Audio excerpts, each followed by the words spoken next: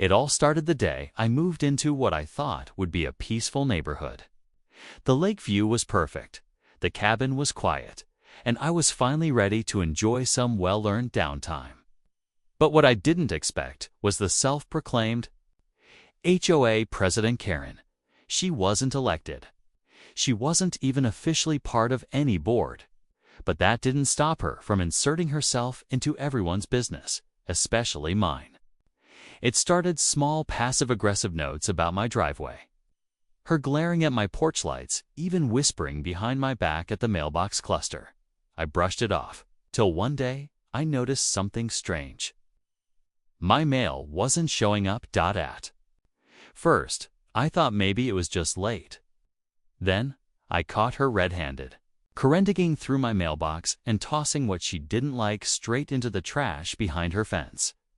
I confronted her, but she laughed in my face. "You people think rules don't apply here?" she said, like she owned the whole street.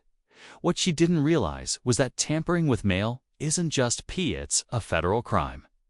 I made one phone call, not to the HOA, not to the sheriff, but to someone much higher up. And when the FBI got involved, Karen's smug little power trip turned into something else entirely. You could see the panic set in when the unmarked black SUV rolled onto her pristine lawn. But that was only the beginning. What they uncovered went far deeper than stolen mail.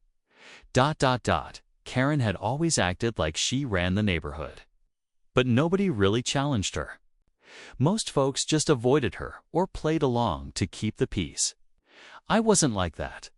I've served in places where real rules mattered and where crossing the line had real consequences.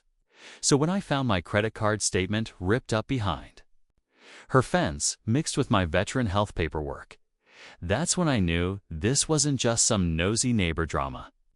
This was serious. I quietly started documenting everything: dates, photos, even a few short video clips from my porch cam. I spoke to the local post office manager who confirmed what I suspected. Tampering with mail is a federal offense. They connected me with a postal inspector, and soon after, I found myself giving a full statement to 2 plainclothes agents who took this way more seriously than Karen ever imagined. While that was going on, I also talked to a few neighbors. That's when the bigger picture started coming into focus. One told me she found an IRS letter in the bushes. Another said her VA benefits paperwork had gone missing more than once. All signs pointed to the same person, Karen.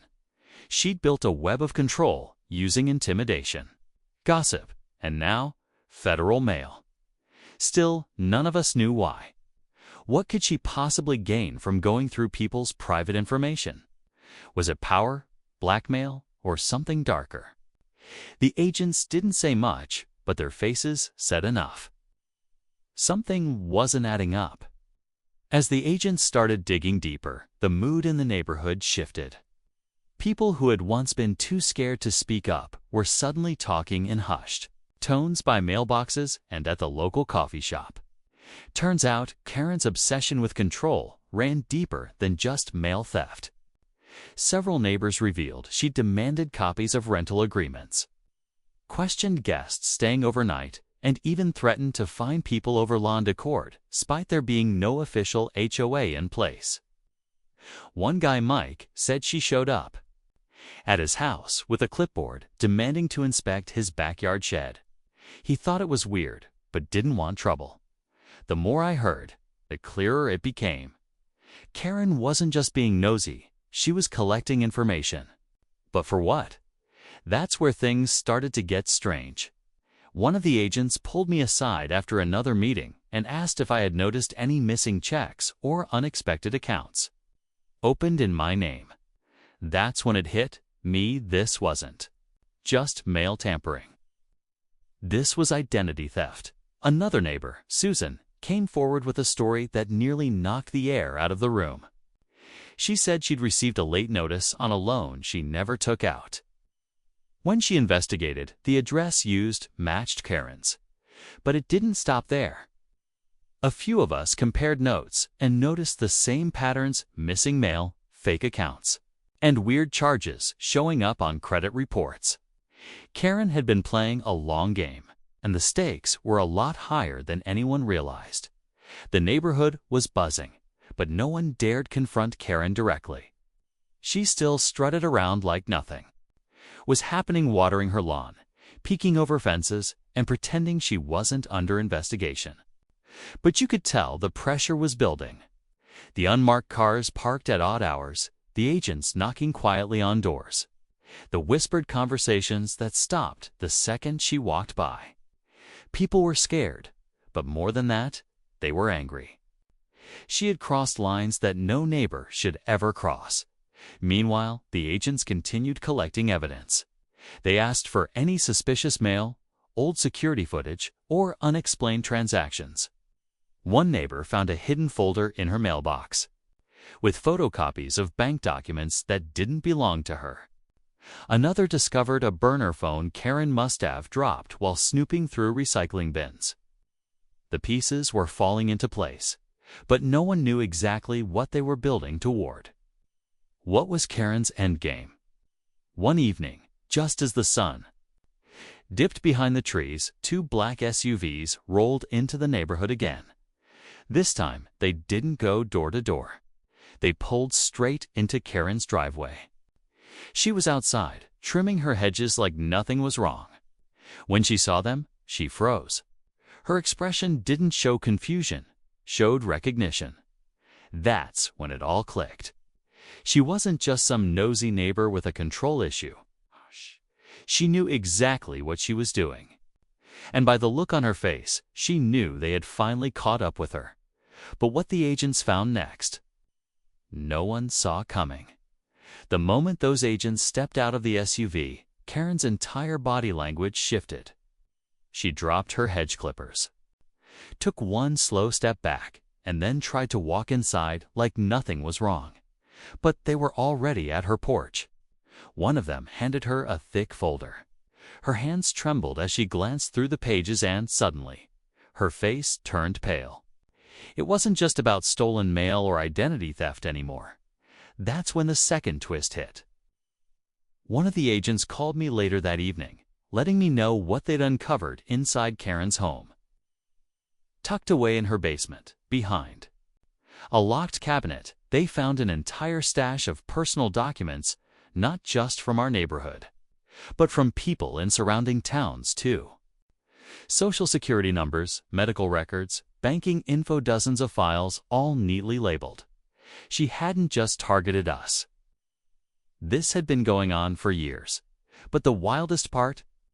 Several of the documents matched names on an old employee roster from a private insurance firm that went under nearly a decade ago, where Karen used to work.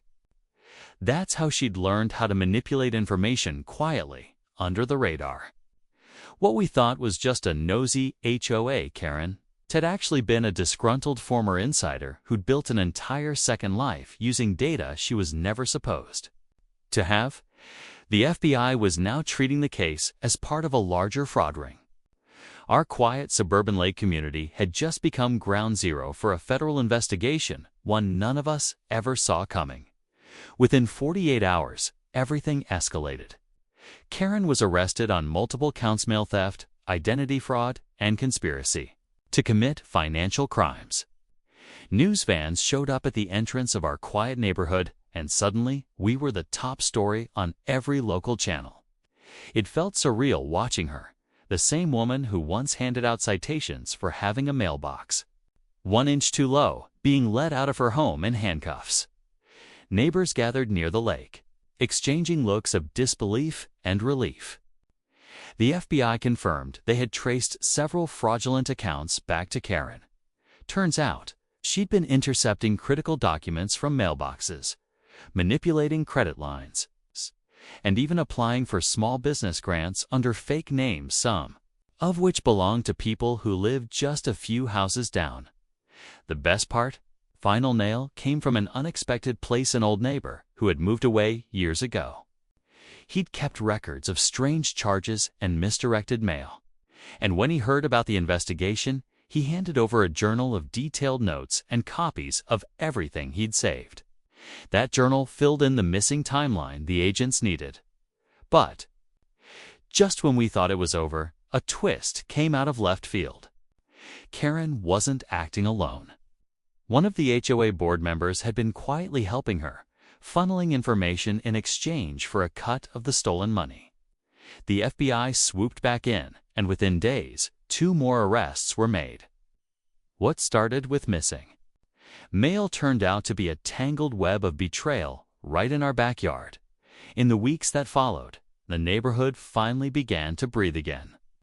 The HOA was dissolved temporarily, pending a full restructuring, and residents finally had a voice in how things would be run. A few of us even held casual meetings at the community park, discussing fair rules, transparency, and how to rebuild trust after such a wild betrayal. Karen and her secret partner both faced serious federal charges, and their properties went up for sale within months to help pay restitution. The new HOA board that eventually formed was made up of actual neighbors. People who lived here, cared about the community, and weren't power-hungry or corrupt. As for my mailbox, it now stands proudly at the edge of my yard and my mail. Delivered on time and untouched, just how it should be.